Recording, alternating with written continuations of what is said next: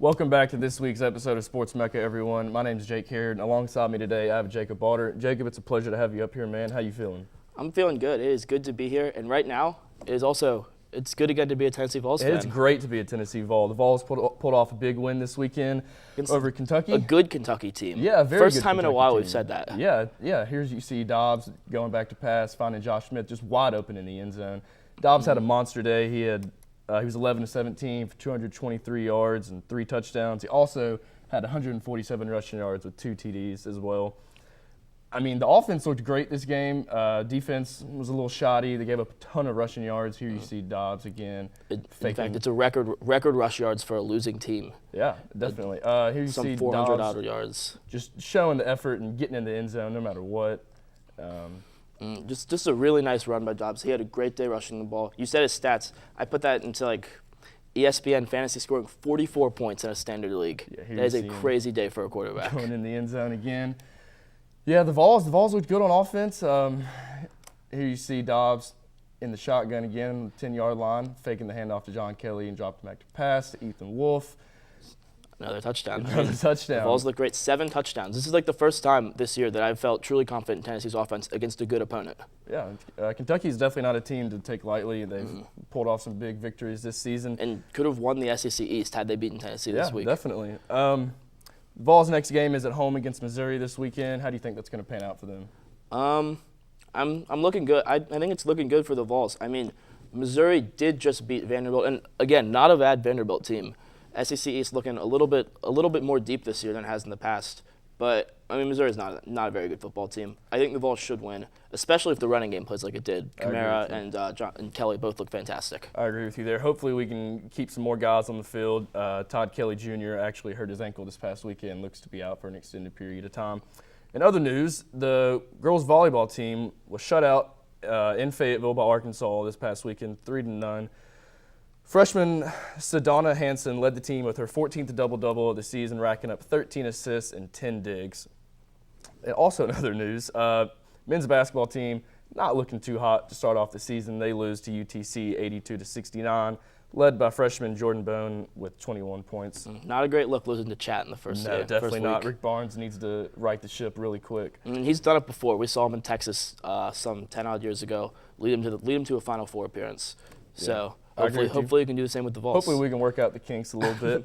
The number 13th ranked women's team beat Navy 85-55. They were led by Alexa Middleton along the way with her 21 points, which is a career high. She was also 6 of 7 from threes. And hopefully this can lead to a return form for the Lady Vols. I think it can. Of course, last year they extended period of time not even ranked. Being back up to 13 it looks great. Yeah, hopefully Holly Warlick can really get this team kicking in gear as the season goes on. Their next game is at ETSU, and they are 2-0 on the season. Hopefully they can get another victory and start the season off right. We will be right back after this short commercial break. We got a lot to talk about, a lot of football to talk about, a lot of upsets. So stay with us. We'll be right back. The UT Student Health Center offers a variety of services for students, faculty, and staff of the university. Our full-service pharmacy is staffed with licensed pharmacists who are dedicated to the health and well-being of the UT community. Located on campus across from The Rock, the UT Student Health Center Pharmacy provides the same services offered at large retail chains at your convenience. We accept most insurance plans, so you will be able to purchase the medication you need for an affordable price. At the University of Tennessee, your health is essential. So come by our pharmacy and remember, a healthy Vol is a happy Vol. What's up, Sports Mecca? We're back here. I'm Jacob Barr. This is Jake Harrod. And I know Jake said we're going to talk about some football, and that's not a lie, but we're actually going to start with some European football. We're going to start with soccer.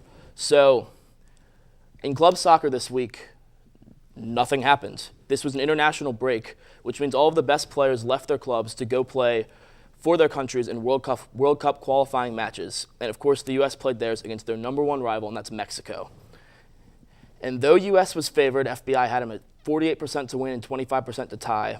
And although the game was played in the U.S. in Columbus, the team did lose 2-1. And many right now are questioning Jurgen Klinsmann, that's the manager's decision.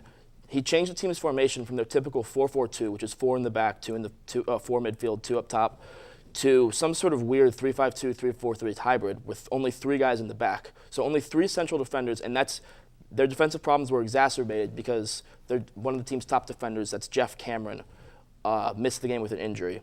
And that defense that was further hampered due to an early injury to Tim Howard, the team's, honestly, cult hero goalkeeper. He's expected to miss up to a few months with the injury. That is not good news for the Americans, although Brad Guzan is more than capable of backup. He was a Premier League keeper for 10-odd years or whatever. So the game started, Mexico was on the offensive and had most of the early chances. They scored the first goal with a gorgeous strike from Miguel Layun. But the Americans did equalize right after halftime with a nice counterattacking goal from the Hawaiian Bobby Wood. And the game would stay at a 1-1 draw until the 89th minute when Guzan was beaten by Rafa Marquez on a header from a corner. It was heartbreak for the Americans, and they're gonna have to regroup after the loss, maybe go back to the 4-4-2 if they want to qualify for the World Cup in Russia coming up in 2 years. So it wasn't great for the Americans, but the team has gotten much better. Christian Pulisic at winger has become one of the team's stars, only 18 years old. Yeah, he's a really young talent, and hopefully, Jurgen can really get this team going. He's a great coach, and I think so. We've got talented players. We just need to produce on the field and really get things done. Why don't we switch gears a little bit and go to the NFL? I can do that. Jacob, ratings are lower than ever before in the NFL. What's going on? What do you think's happening? Well, part of that, and we were talking about this earlier, part of that could be the election. Okay. This week had some of the highest Nielsen ratings that the NFL has seen this season, especially with these great matchups we had on Sunday. We had Steelers, Cowboys, and Seahawks, Patriots.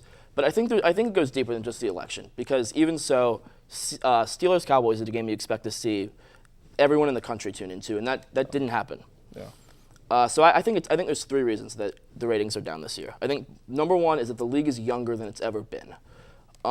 You see these new contracts. Von Miller got this ridiculous contract this offseason. Andrew Luck got a crazy contract 2 years ago. You see these record-breaking contracts, but something has to give in that, and that's backup salaries. Teams can't afford to pay backups like they used to with these crazy contracts. So what that means is, since the rookie contracts are so cheap, you see more teams employing these late-round picks, these 6th, 7th-round picks in pretty important positions, and that's really led to a decline in the quality of play. And another reason people have talked about NFL is the no-fun league. You see it every week. Antonio Brown gets fined. We saw this week Tajay Sharp got fined for got flagged for lying down in the end zone. And no one wants to tune in to watch just the refs throw a storm of flags. Oh, I definitely agree with you with that. I mean, there's been already 6 ejections in the NFL this season. I think that's more than all last season total. I mean, Titans won, added one to that total this week. Yeah, I mean, the refs are just looking to throw a penalty for anything in any way possible, and that's got to have something to do with it to some extent. I agree with you. I think it does. But then there's one reason, and I was shocked when I was looking at this. This is crazy. So, as we all know, most of the quarterbacks that we know in the NFL, most of them are getting old and retiring. We got that golden generation. Peyton Manning, 1998 drafted, he's retired. And then from 2001 to 2004, all of these names meant to say were drafted. Tom Brady was drafted. Carson Palmer was drafted. Roethlisberger, Eli, Phillip Rivers, Drew Brees. That is a ton of star quarterbacks. A lot of future possible Hall of Famers right there. It is. And so that's just in a 3-year stretch, plus Peyton, but they're all getting old. Roethlisberger gets hurt. Carson Palmer and Eli Manning have really regressed this season. And so that new generation of quarterbacks that's drafted the last few years is not producing as they should. Okay. So right here I have with me a list of the last 5 NFL drafts, the first-round quarterbacks. And you're going to see there's not that many top names you're going to hear. We got 2012, we have Andrew Luck, Robert Griffin, Ryan Tannehill, and Brandon Weeden. 2013, E.J. Manuel. 2014 is Bortles, Johnny Manziel, and Teddy Bridgewater. 2015 is Jameis Winston and Marcus Mariota. And then this year was Jared Goff, Carson Wentz, and Paxton Lynch. So did you hear superstars? I heard Andrew Luck. I don't know if I heard superstars. A couple possible superstars. I mean, I think me personally, being a biased Titans fan, Marcus Mariota is going to be a great talent in the NFL. And he looked fantastic this week. Yeah, he looked fantastic, and he has in the past 3 weeks. He actually tied a Titans franchise record with 2+ passing touchdowns in six consecutive games. And I think Winston and Mariota both have the potential to be a great quarterback in this NFL, but I do think both of them are plagued by inconsistency. Okay. You see Winston dropping back, and sometimes he'll throw like these great passes to Mike Evans, and sometimes he won't see a third defender coming, and he'll throw bad balls in a triple coverage. Mariota, you see him have these great games like he did this week. He throws a lot of pick sixes for an NFL he's got a quarterback. lot of issues with ball security. Here you see the Titans facing the Packers this weekend. Mariota dropping back to pass, finds a Tajay Sharp, nice catch. And this is an example. This week was a perfect example of good Mariota. Mariota was awesome this week against the Green He had Bay a great Packers. game. He was 19 of 26 for 295 yards and 4 touchdowns. Speaking of great games, Delaney Walker, 100 yards receiving, touchdown, looked fantastic. Yeah, another name for a good game. DeMarco Murray. DeMarco Murray had 123 rushing yards, a rushing touchdown, and a passing touchdown. Murray's been like one of the stories of this NFL year. Not many people have expected DeMarco Murray to be one of the best running backs again. I agree with you. He's definitely bounced back from that 2014 season with Dallas. And then, he went to Philly and had a bunch of scheme issues and butt heads with Chip Kelly. Didn't really work out. But Titans are definitely happy to have him, and he's been the real workhorse for that team so far this season. And going back to Mariota for a sec and the quarterbacks, I mean, he's been good, but you look at the rest of those names, and you see a lot of fringe NFL players, or just Brandon Weeden, Johnny Manziel, not NFL players. Yeah. And do you think it's going to change this year? I mean, the two top guys in the draft board, we got Deshaun Watson, we got Deshaun Kaiser. Do you think either of them have what it takes to be an NFL quarterback?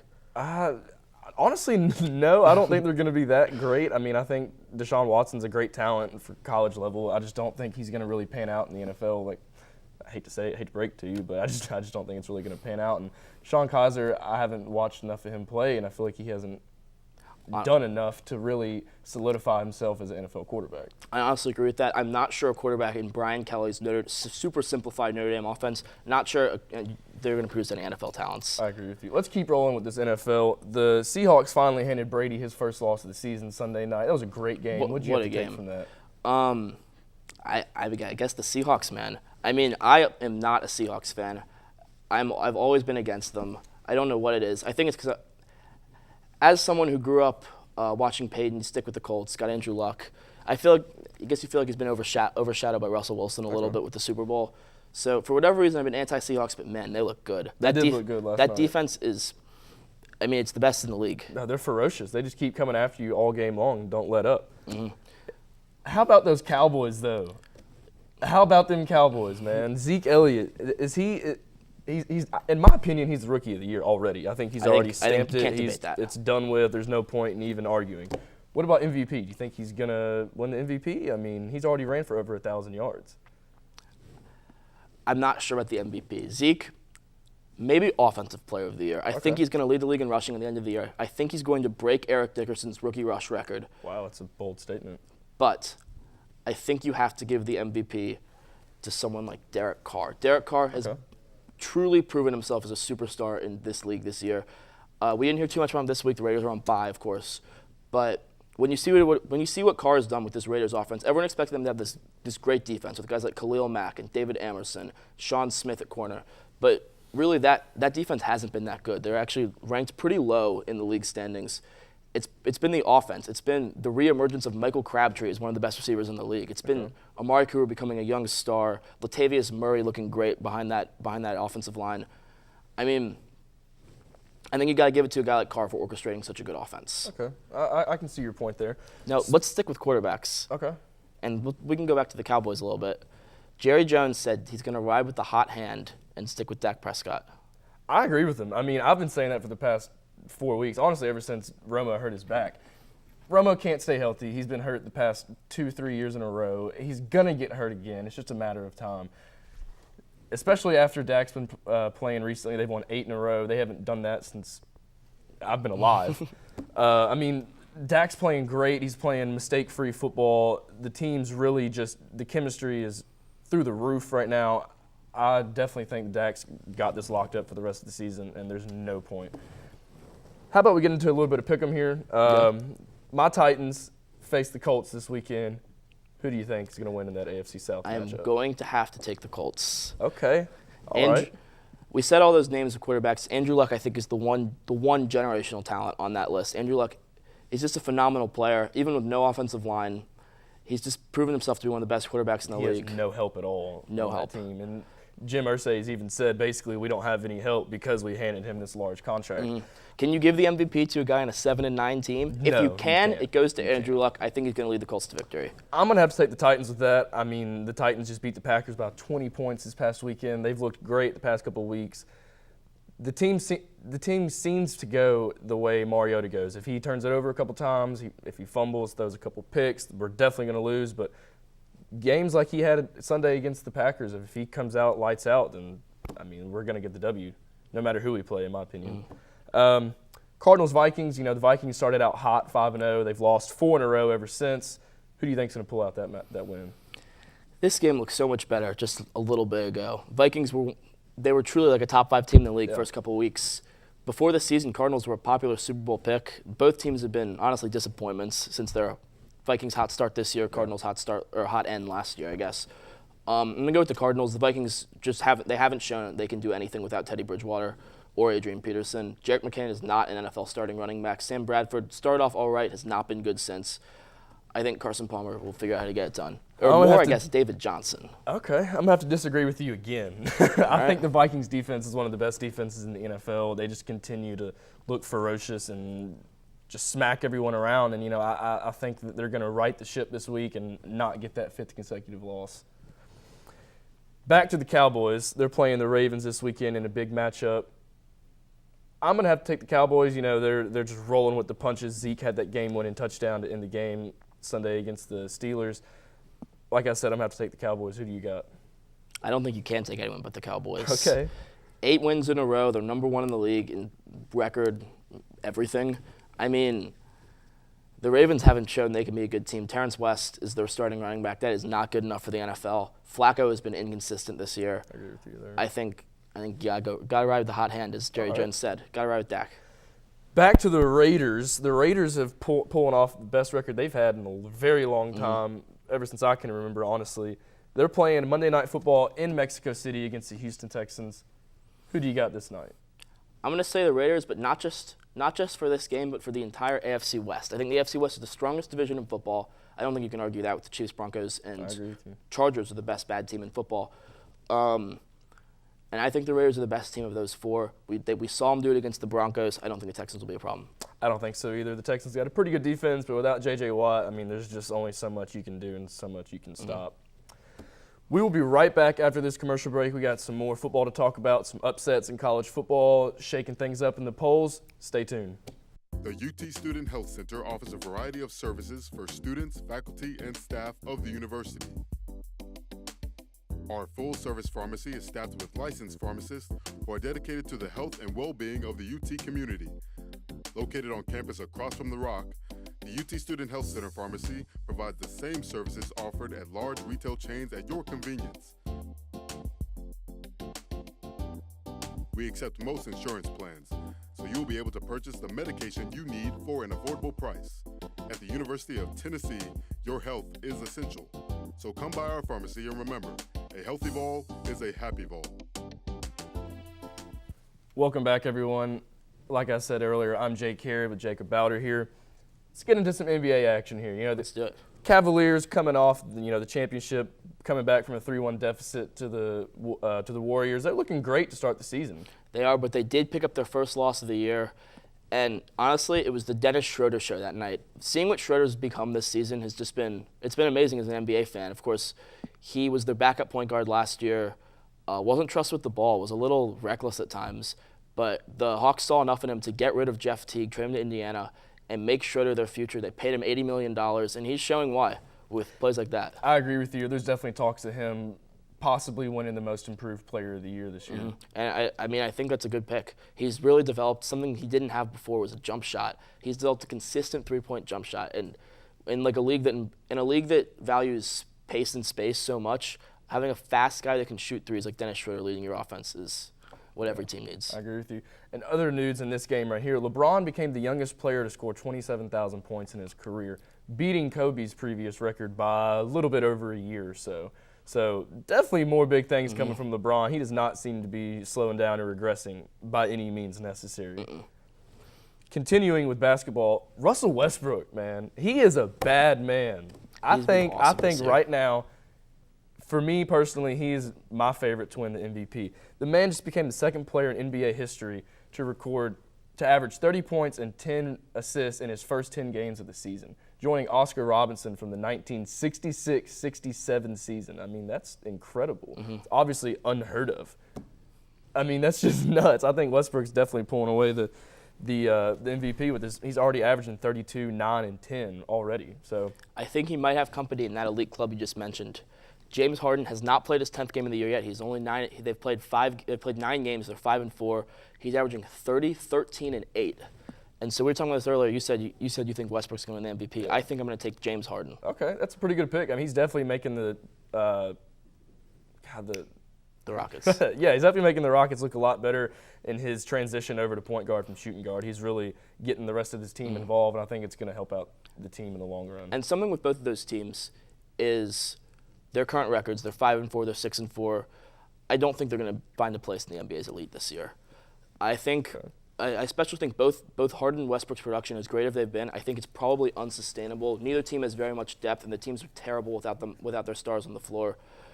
I'm not sure either team is going to really compete much for more than a 6 seed in the West. Okay. I think I could see OKC around 5-6 seed, something like that. Westbrook, if he continues to be the monster he is, they're going to find ways to win. He's going to get his team involved in any way. And speaking of the West playoff race, I think the whole world is ready for the Golden State Warriors to make the finals again. Oh, yeah. And we were talking about this earlier. You do think it is going to be the Warriors in the finals, Warriors-Cavs for the third straight year. I do have something different. I want to talk for a little bit about the Los Angeles Clippers. They are 9-1. Their defense has gone through the roof. They have the #1 defensive rating in the league. And it's been their bench lineup. It's not even you don't see these great players on the bench. It's Felton, Raymond Felton, Austin Rivers, Jamal Crawford, Wesley Johnson, and Mo Spates. They've been doing hockey-style subs, and that bench lineup has been incredible. They've been doing switching on screens for the 1 through 4 on defense. They've been awesome. They're my pick to make the NBA Finals. I think the Warriors lost too much this offseason. They gained Durant, but in doing that, they lost Bogut, they lost Ezeli, they lost all of their interior defending. And they also lost Mo Spates. You just named that. They did lose. That was a good pickup for them. Spates. You think they're going to make it all the way to the finals? I do. I think it's more because the Warriors don't have that bench big they need. Draymond Green can start at center, and we've seen him do it in the playoffs. He did in their championship playoff run against the Cavs. But it's called the lineup of death. That lineup of death won't be able. Green can't play center 30 minutes a game. And who's their best backup big? Is it Kevon Looney? Is it Anderson Varejao? It's not JaVale McGee. It's probably Varejao, and he's getting up there in age. But honestly, I think the Warriors are definitely going to make it to the finals. There's too much firepower on that offense. Any player can go out and score 30 points a night. If KD's having a cold night, kick it out to Klay Thompson, let him shoot from threes. I mean, Draymond Green's obviously going to get his, and I mean, Steph, I don't even have to say anything. It's Steph Curry. Nobody can guard him in the NBA. Honestly, if he didn't win the MVP the last 2 seasons, I think he'd win it this year. But I think voters are tired of him. Okay, Steph has been playing crazy ball so far. I agree with you there. Let's get into some more football here.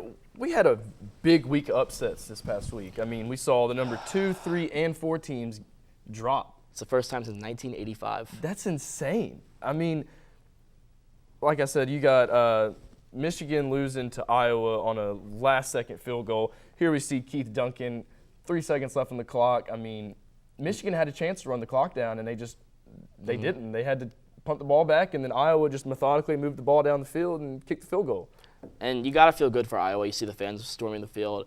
This is a team that caught a lot of flack earlier this year for being ranked and losing to North Dakota State, who is an FCS team.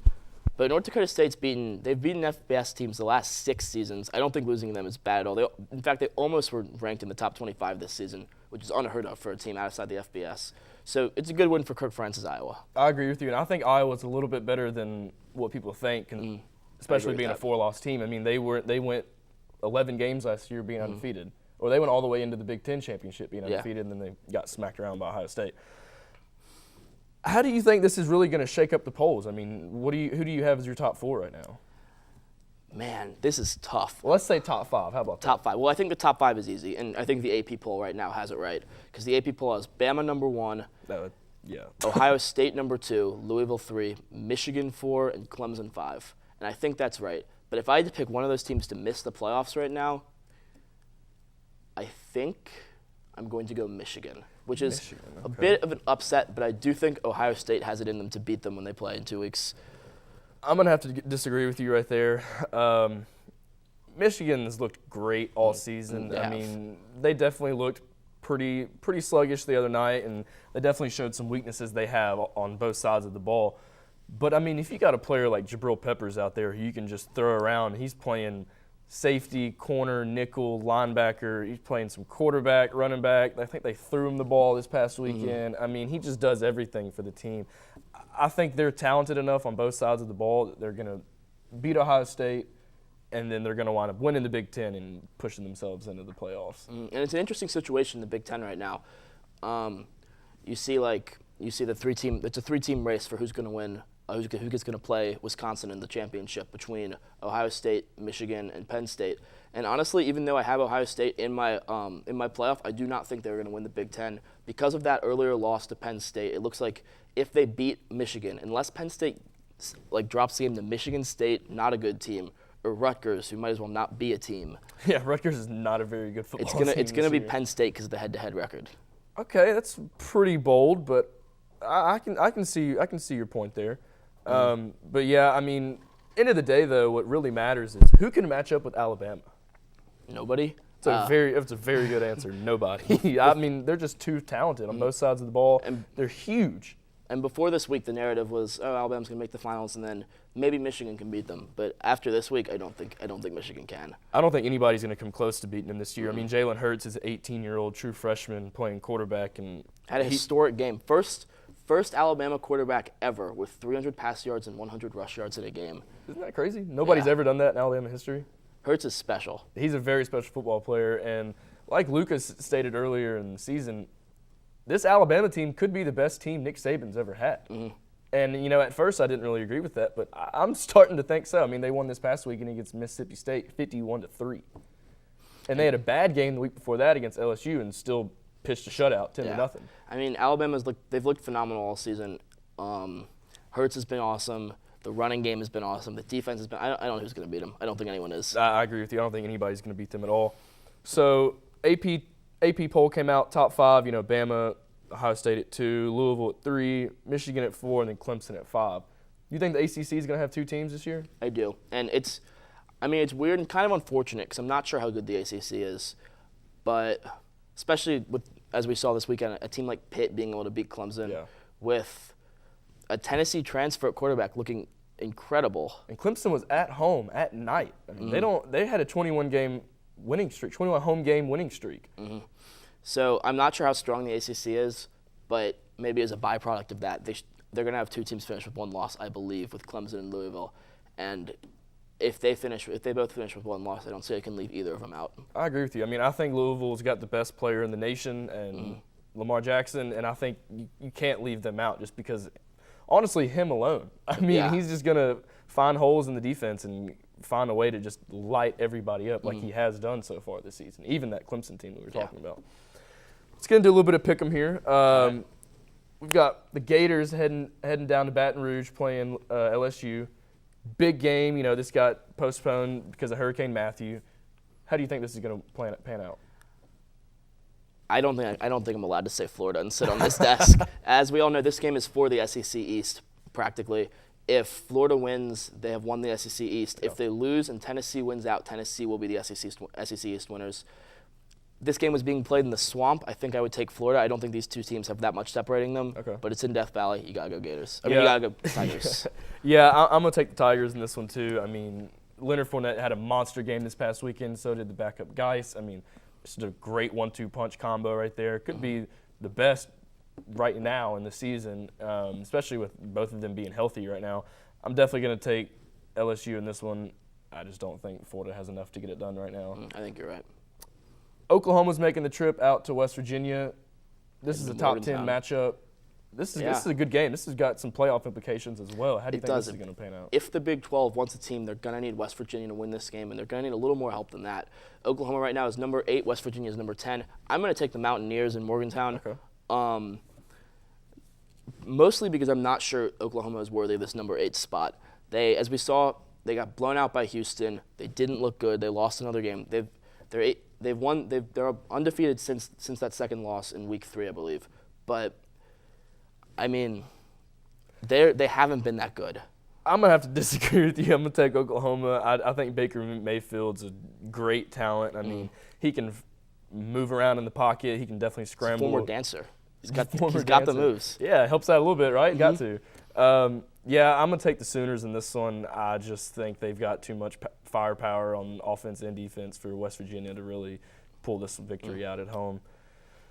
Big time Big Ten game. We got Ohio State going to Michigan State. I mean, there's a lot riding on this game for Ohio State. Michigan State could wind up, pulling out the upset and really changing things for the polls and ruining Ohio State's season. Mm-hmm. And it's kind of unfortunate for Michigan State that's what their role is now. There's someone that win against Rutgers last week was their first conference win. Can you believe that? That's crazy. I mean, traditionally, at least in the past 5 years or so, Michigan State's been a very good team. They've been up there. I mean, they were in the playoffs last year or 2 years ago. They just don't look good right now. I think this would be a major shocker if Ohio State managed to lose this. I do think they'll beat Michigan next week after this Michigan State game. I think Barrett is playing too good of football right now for them to drop this game against a bad Michigan State team. I agree with you. JT Barrett has played well all season, and I think Urban Meyer is just going to really find a way to get this team a victory, especially after Michigan losing, and open up the door for them completely getting into the playoffs. Last game, we talked about this a little bit earlier in the segment, Tennessee and Missouri. I'm going to have to take Tennessee. I mean, I don't think Missouri's a talented team by any means. They are not very good. I mean, people don't even show up to their games at home.